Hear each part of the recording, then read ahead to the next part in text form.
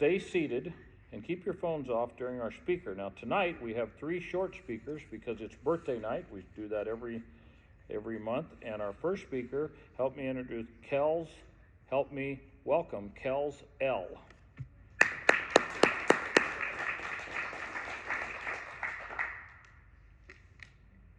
Hi guys, I'm Kells and I'm an alcoholic. So I have a home group. It's a common solution group in Prescott. I have a sponsor who knows she's my sponsor, and I work my steps and I'm still actively working them every day.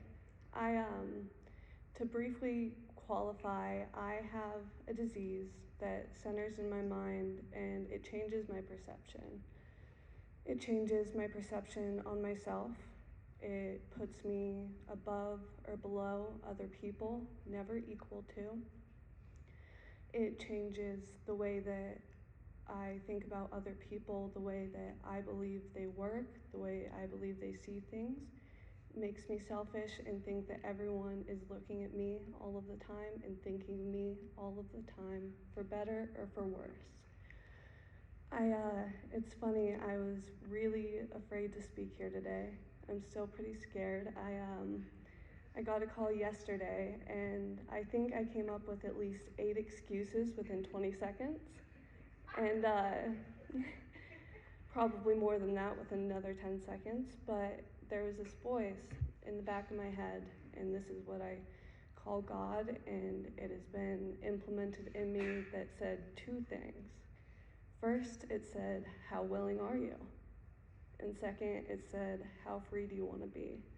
And the answer to that is, I am willing to walk through my fear and walk through shaking for 12 minutes in front of a room full of people if there is even a chance that it will help me stay sober today and that I could even possibly plant the seed in somebody else. I believe that I have been an alcoholic since I was born. If there was ever a wire to be tripped, I think I tripped it before I was even walking. I remember, the earliest age I remember, I was probably no more than 5 years old, and I was having issues with people at my school. And this was the first time I had this conscious thought that if I could change the outside world, if I could make it suit my needs, then inside I would feel okay. I continued this pattern with other people for a long time until I reached the age of 12, and this was the first time I found a drink. And I think the thing for me was that it didn't make me accept myself anymore, but I stopped having this constant awareness or assumption that other people didn't accept me, or I started to not care if they did or not. And this carried on for a long time. I say a long time, I'm 21 years old. As of Monday, I got sober when I was 20. My sobriety date is 11/22/22. So throughout my teenage years, I started seeking this way to not care so much what the people around me thought about me. And that was huge for me because I had spent my whole life just petrified of what you were thinking or what I think that you're thinking. And so to have an escape from that felt like such a huge reward in the beginning. And at first it worked for me. It would last a couple days, maybe even a week. But as time went on, the consequences would become greater and greater, and the reward would become smaller and smaller. And it eventually plateaued to where I was just doing this to feel normal. I didn't get that semblance of okayness. I didn't feel more accepted. I just felt the same as I had in the beginning. And after this plateau came the drop. The drop is where I'm doing this thing because I have convinced myself that it makes me feel better about myself and accept myself and love myself. But the truth is, I'm hurting more than I ever was, and yet I still can't stop. I have tried to get sober multiple times, and each time I did, I had this reservation, and it's one that I wasn't even aware of at first. I was looking at alcohol as this problem for me, and I was looking at these behaviors in my life that seemed okay to me because they hadn't hurt me in a way I was aware of yet. So I would take the alcohol away, and I would start looking into men, into money and work. I would throw myself into, again, anything outside of myself because in my mind that had always been the solution. And the problem with this is that my relationship to alcohol is but a symptom of my alcoholism. So when I was just taking away the alcohol, I was trying to treat the symptom instead of treating the cause. Because the only treatment for the cause, which is alcoholism, is a spiritual solution, and I wasn't at a point that I was ready to look at that yet. So I am the type of person that has to bang my head into a wall until I get a concussion before I'm finally willing to learn something. And it's like the book says, that alcohol became a great persuader because I faced more and more hurt. What started out is, maybe on this relapse, I'm just alone again. And then is when I began to lose things and lose my sense of self. And I finally, this time, had to let go of the reservation that my alcoholism just affected my relationship with my intake of alcohol, and that it instead affected every single area of my life. Because like I said, it invades my thinking, and it convinces me that it's me. So for the first time, I got honest. I got honest with all the ways that I was impacted by this, all the ways that my thinking was wrong. And I started to be open to hearing it from other people. It took a long time for me to find faith. I think maybe it had to do with religious upbringing, or maybe it had to do with me just wanting to be disobedient. But I was finally beat to a point of submission where I had no choice but to seek something greater than myself and truly start to believe in it. In this journey on my steps, I not only became willing to accept a God, but I was finally ready to let somebody else see me and really see me for my defects, see me for my assets, see me for all the things that I thought wouldn't be okay with you if you were to hear about them. And I moved into looking at these things in myself and creating a better relationship with whatever's out there. I call it God. And I would do this I used to think that I had to either be angry with God or be spiritual. I didn't think that you could connect the two. And so I started treating it like a real relationship. When I was angry, I would tell God how I was feeling. And I would ask him not to change my life, but to be there with me as I went through it. And I carried this with me into my amends.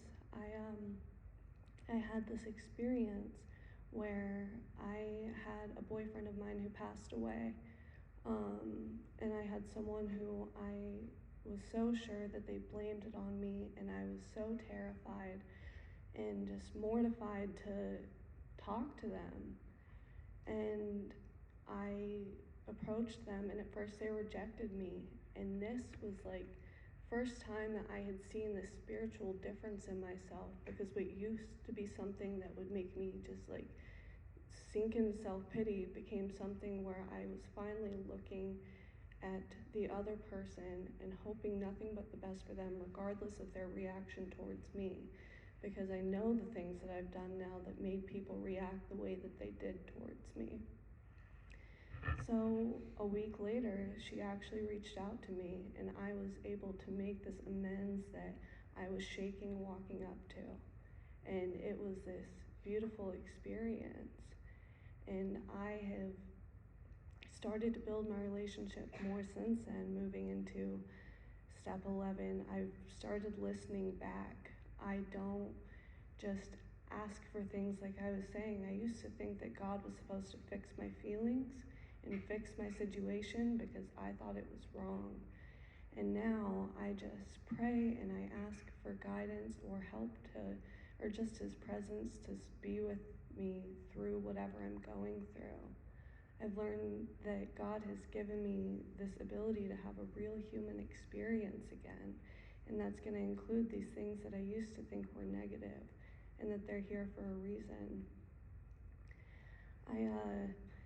And I started helping people. I started this early, and I've carried it on. I would help women find sponsors, and now I have a sponsee myself.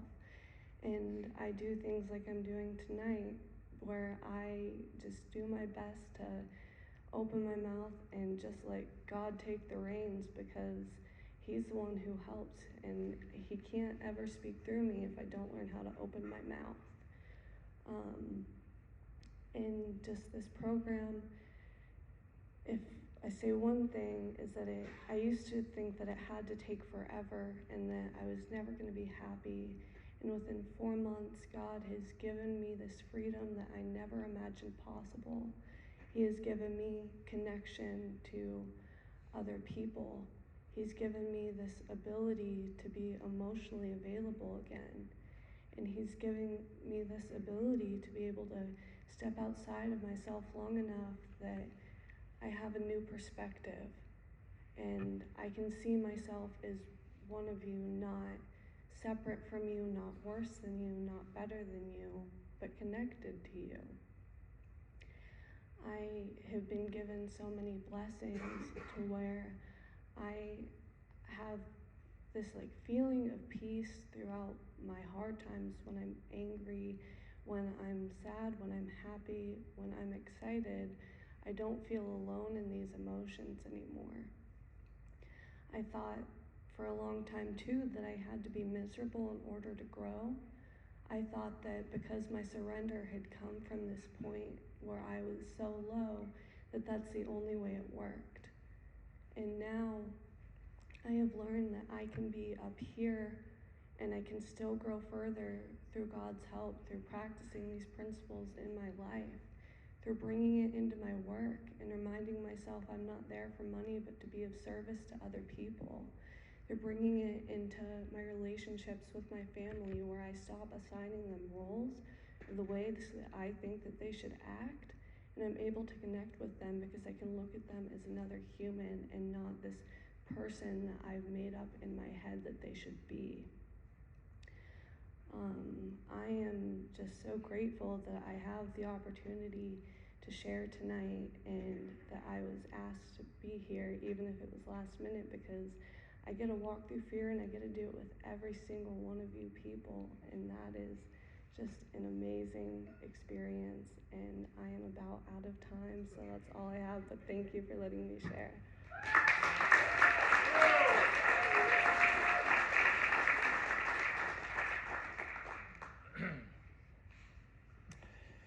Thank you very much. What a great talk.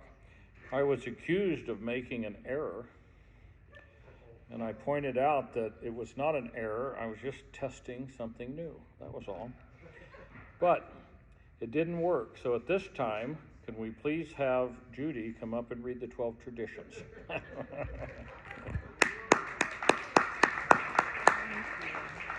Thank you. Welcome to everybody here tonight. My name is Judy. I am an alcoholic. The 12 traditions of Alcoholics Anonymous, short form. 1, our common welfare should come first. Personal recovery depends upon AA unity.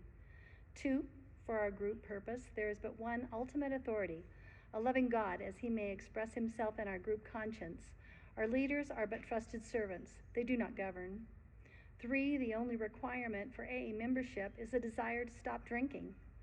4, each group should be autonomous, except in matters affecting other groups or AA as a whole. 5, each group has but one primary purpose, to carry its message to the alcoholic who still suffers.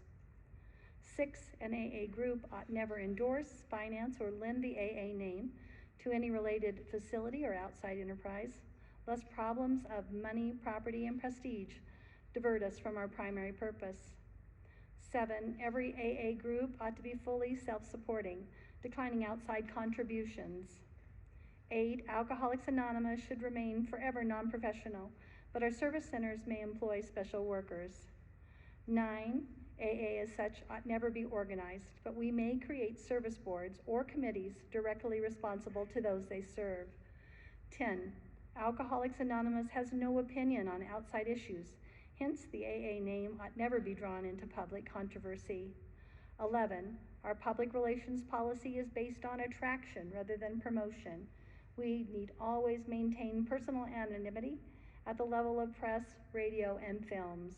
And 12, anonymity is the spiritual foundation of all our traditions, ever reminding us to place principles before personalities. Thank you.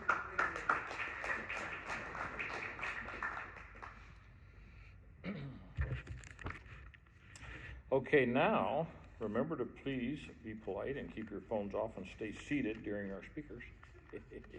And speaker number 2, our good friend and our coffee maker, Michele. Please help me welcome Michele.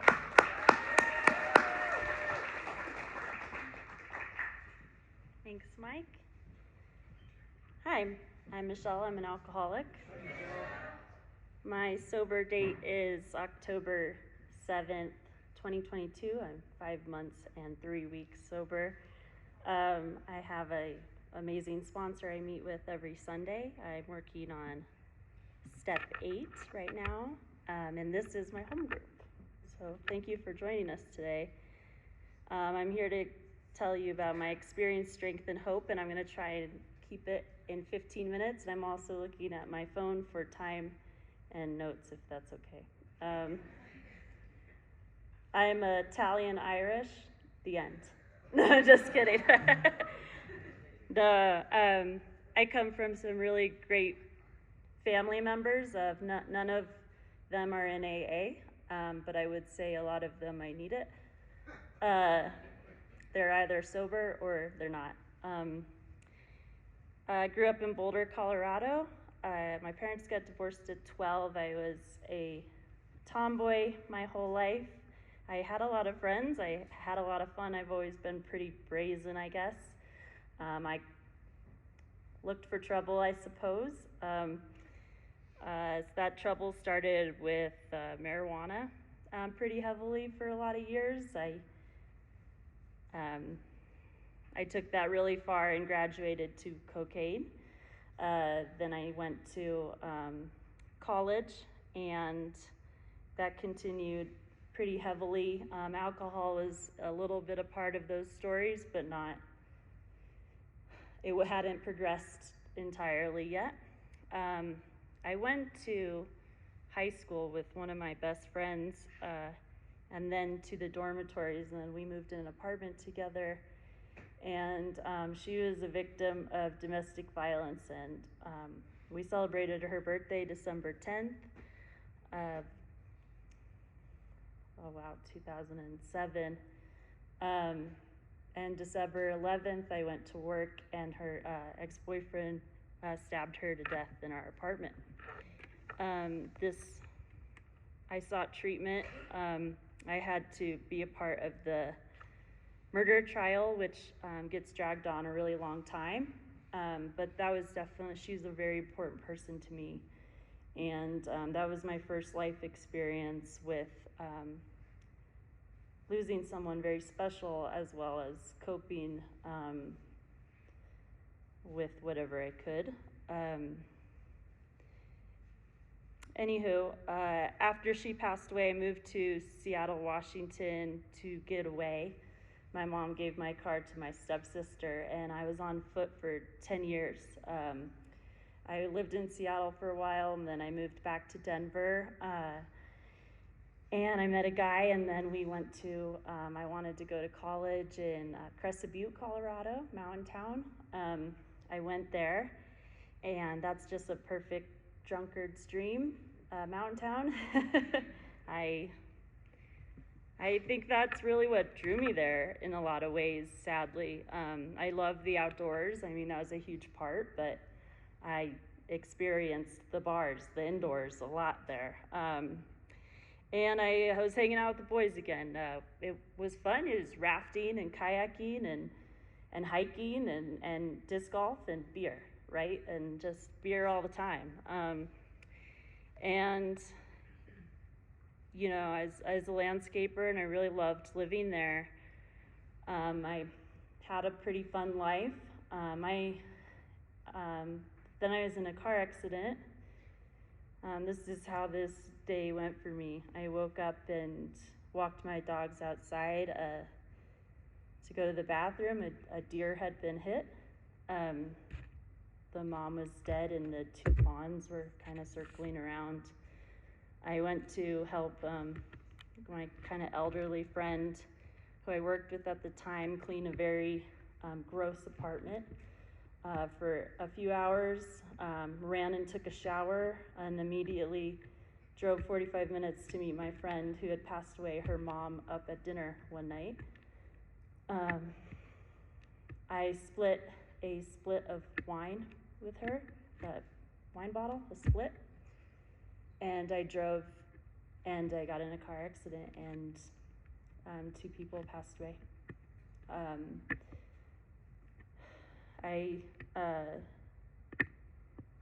I was not charged because I didn't appear drunk. I probably was under the legal limit, but because of there being alcohol in my system, that is something I have to acknowledge in my life.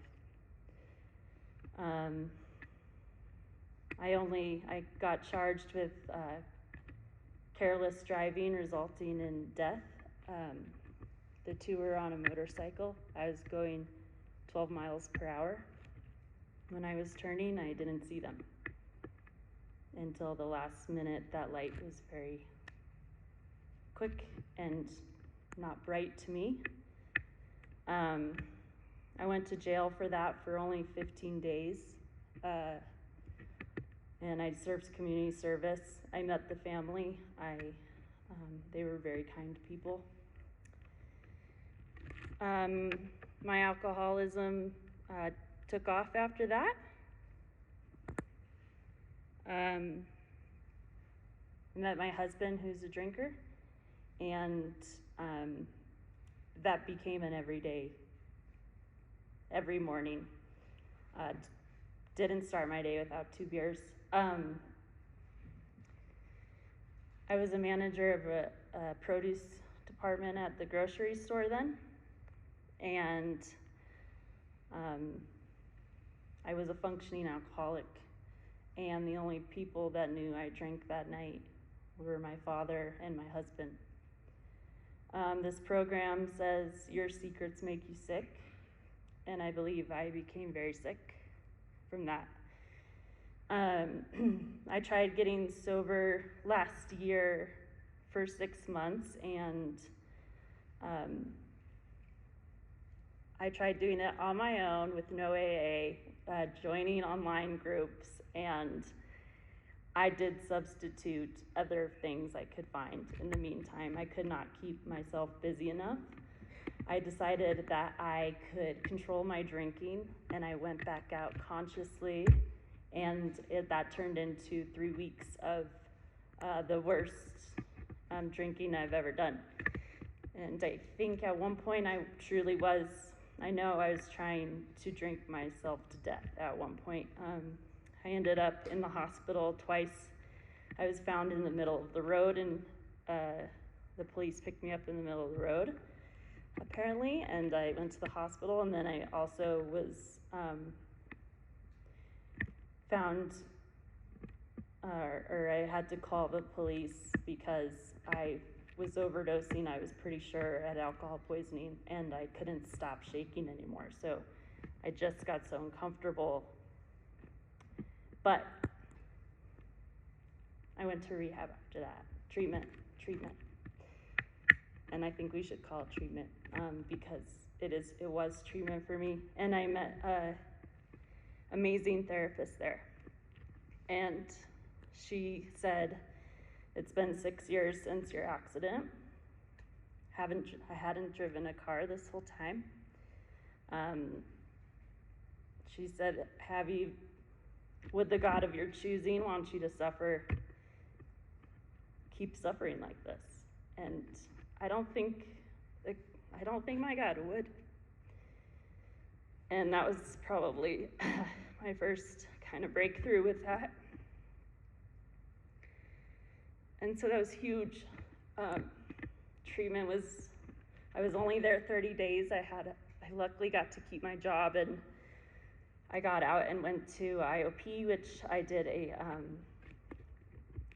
8-week program with that. That was great. I listened and did the 90 and 90. That was important for me. That really helped. Because when I got out, I couldn't even sit on the couch without a beer in my hand. Like, I didn't know what to do with myself. I was just drinking soda water. It's like insane. But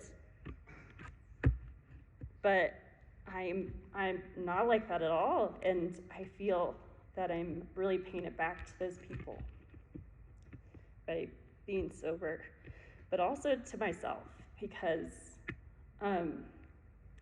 those 6 years of drinking was really rough, and I was really sick a lot, and I thought I felt good, and once I started feeling good, I was like, wow, this is a big change. It is your recovery. You know, I've gone through everything in my recovery that like someone coming out of rehab would. I had a really close group of friends. Every one of them but one has fallen off. I've tried to go after 2 of those people, one of them even yesterday, and with no avail. That didn't work, but it is my recovery, and it's more important to me that I stay sober than watch what other people are doing. This group makes me, I go to 3 groups, 3 meetings a week at least, and I have been making a ton of friends, and I feel great. I still have to fight my my mechanism, my brain wiring. It still comes about that I'll get that sudden urge that totally feels like it's taking over, but I haven't felt the need to act on that.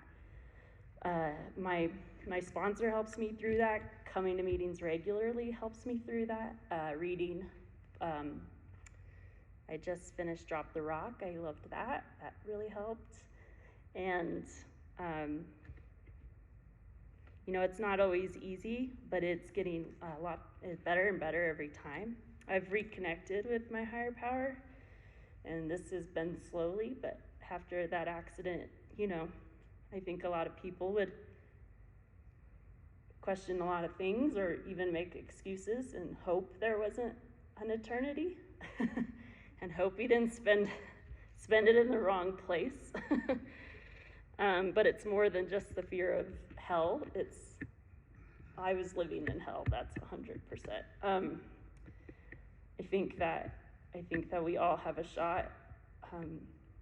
If we put into our recovery thank you. If we put into our recovery the time and the effort that's suggested, it really does help.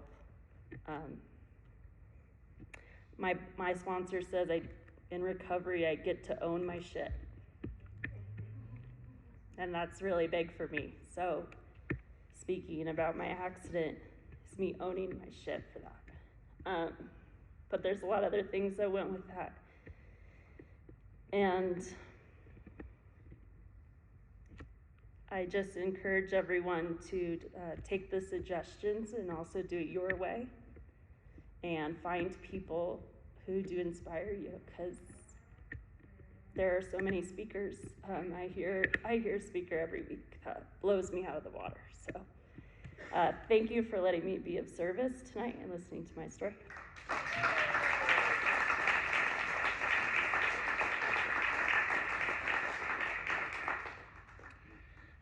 Okay, now please help me welcome our last speaker, Paul. He had plenty of notice he was speaking. Good evening, I'm Paul, I'm an alcoholic. Yeah, I was a victim of a drive-by message today that I don't have, but I'm going to try my best. I am 6 months sober. Sobriety date was September 17, 2022. I am not originally from here. I'm from the deep south. I'm from New Zealand, and I've been here, I want to say, as long as I was in New Zealand now. It's literally just gone over that year, I think, now that I've been here longer. So, yeah, I'm 47. I was born in New Zealand by immigrants. My father was from Holland. My mum was from South Africa, and I grew up with New Zealand traditions, so I was confused from the get-go. And but yeah, I grew up in a not a loving household. It was a functioning household. There wasn't a lot of, cuddling and I love yous. It was just, all right, this is what you do. You play, you go to school, you go to work, and it was very almost military. So, but they weren't. My dad was an engineer. My mum was, I think she just did things to occupy her time. But she, raised a stay-at-home mom. I have an older sister. She was always good. She's the good kid. I was the black sheep. I was hyperactive. When I was about 6 years old, I was sent to a school for kids that were just too hyperactive, and they needed to get detuned, I guess. And so I was part of that group. There was 6 weeks of that, and my parents were very happy with the outcome of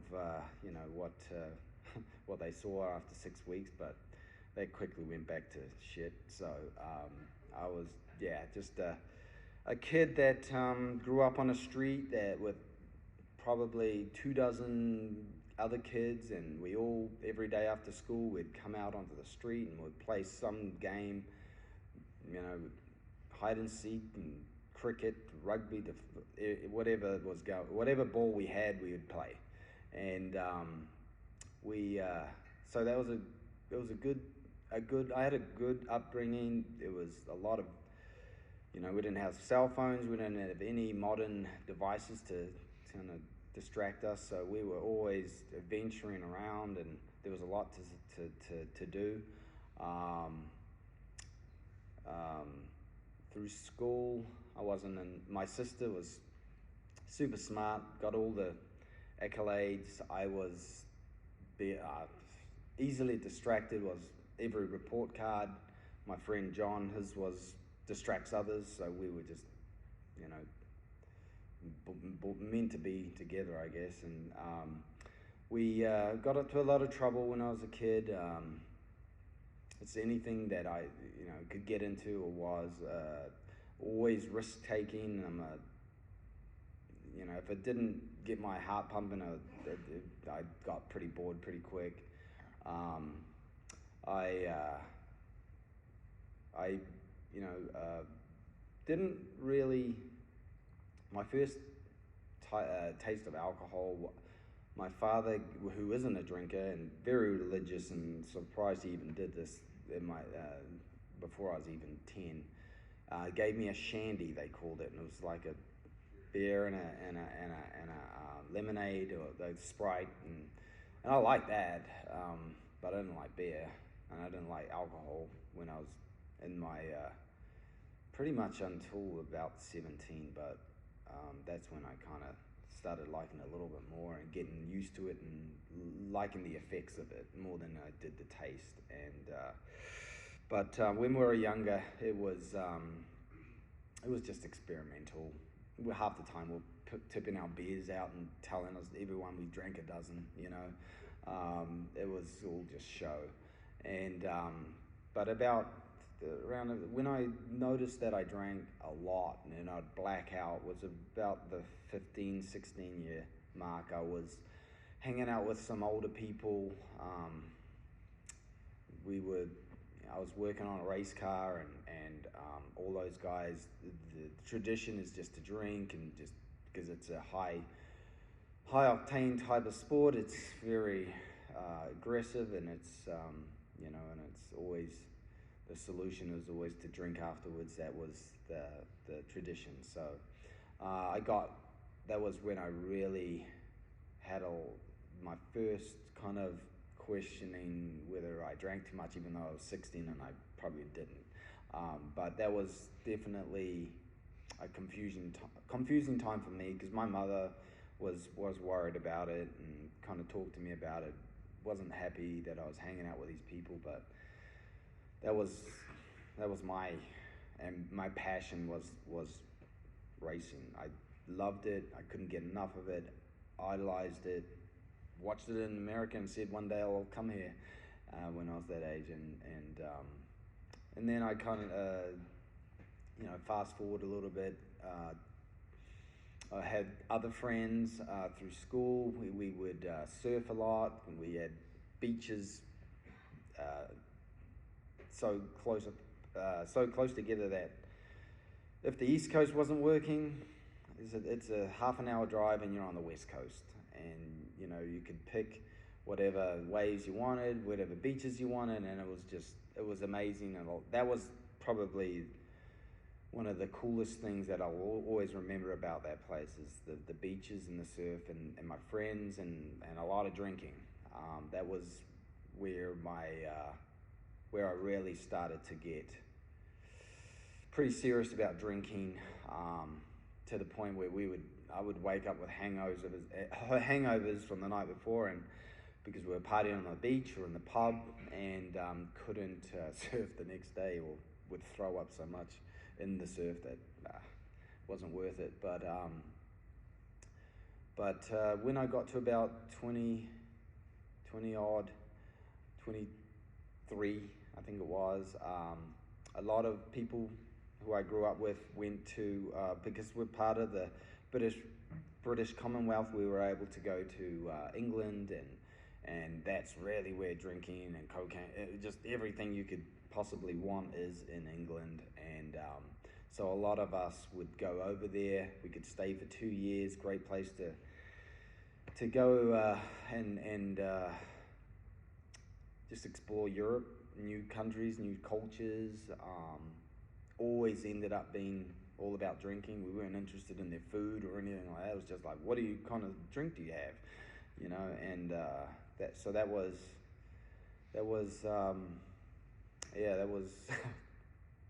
I couldn't even tell you what countries I went to sometimes, because it would just be so bad that it would black out and I'd wake up in a different country, and it was a little bit scary. One time I got passed out on a beach in Brazil, and my friend, thankfully I was with a friend, and he dragged me home, but there was people going through my pockets, and I'm surprised it wasn't woke up stark naked, tied to a post somewhere, but or dead. I mean, it was ridiculous times. Good times, worst of times, best of times. Then eventually came to the United States. I had the opportunity to work for a New Zealand construction company, and again, that was,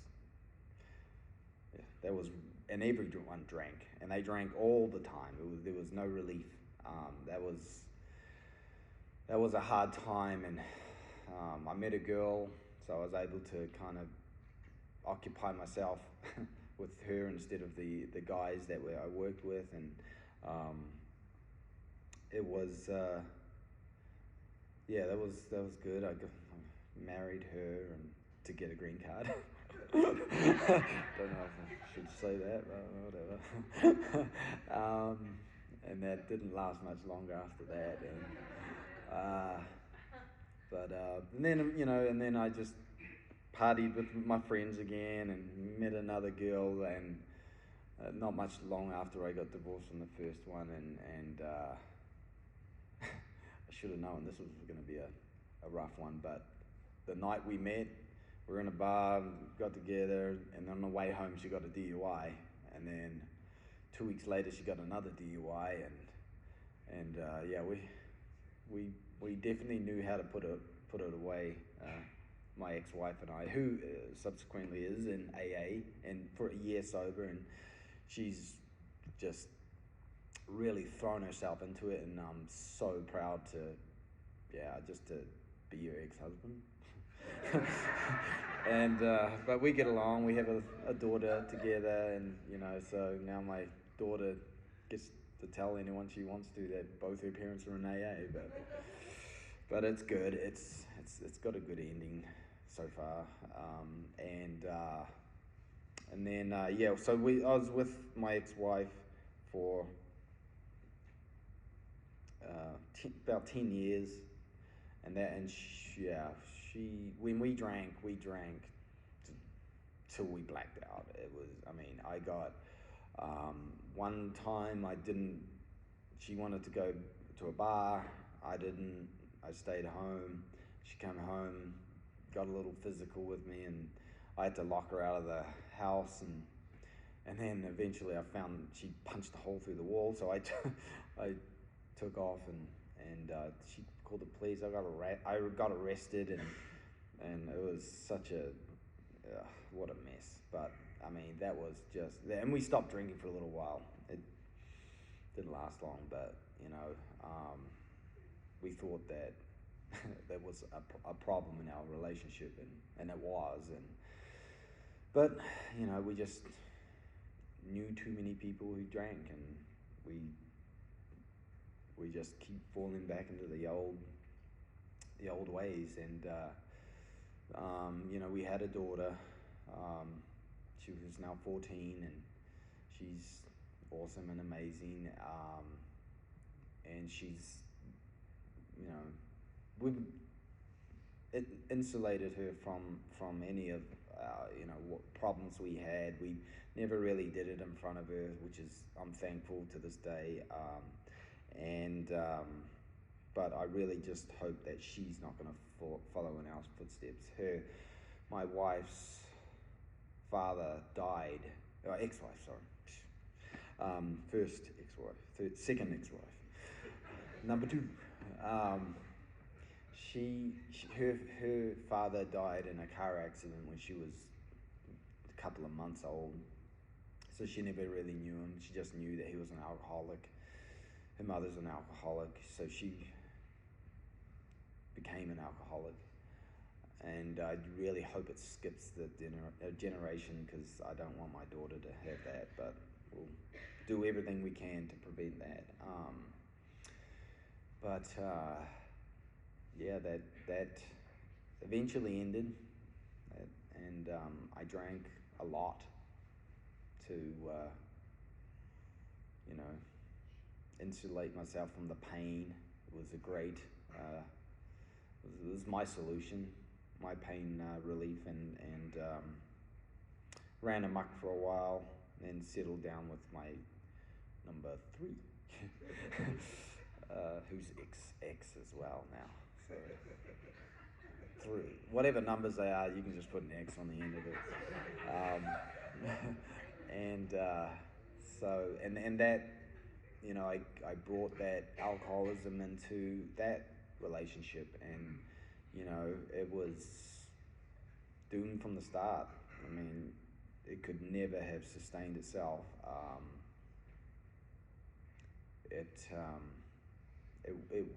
There's a lot of times where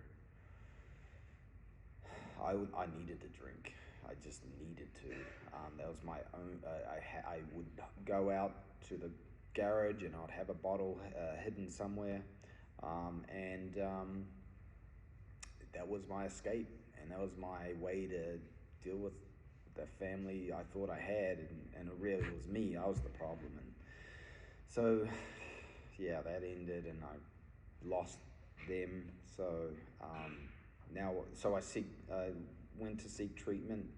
And treatment, I mean AA, And I came through the doors of AA, and everybody here they were so inviting. They just made you feel just like you were there forever.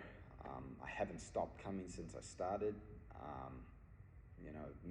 I've met so many amazing people, heard so many amazing testimonies. This has really given me, at my age, a reason to think that it's okay. There is a life after it, and I've always been told to help the struggling alcoholic or a newbie, but I'm still trying to figure myself out, so I'd hate to give anyone any advice right now, but I will one day. Don't know if I'll be right or not, but I'm thankful for this group. I'm thankful for my sponsor. I get pretty emotional. I get off target a lot, and he somehow, and I don't know how, but reels me back in and puts up with my crap. He's an alright fella. But I'm Paul, and I'm loving this program. It really. I've heard of AA my whole life, and you see it on TV, you hear it everywhere around, and just didn't realize how effective it is and how much of a breakthrough it is in my life, and I'm blessed beyond all blessings. I'm happy. Not happy, but happier for sure. So I'm Paul, and I'm an alcoholic.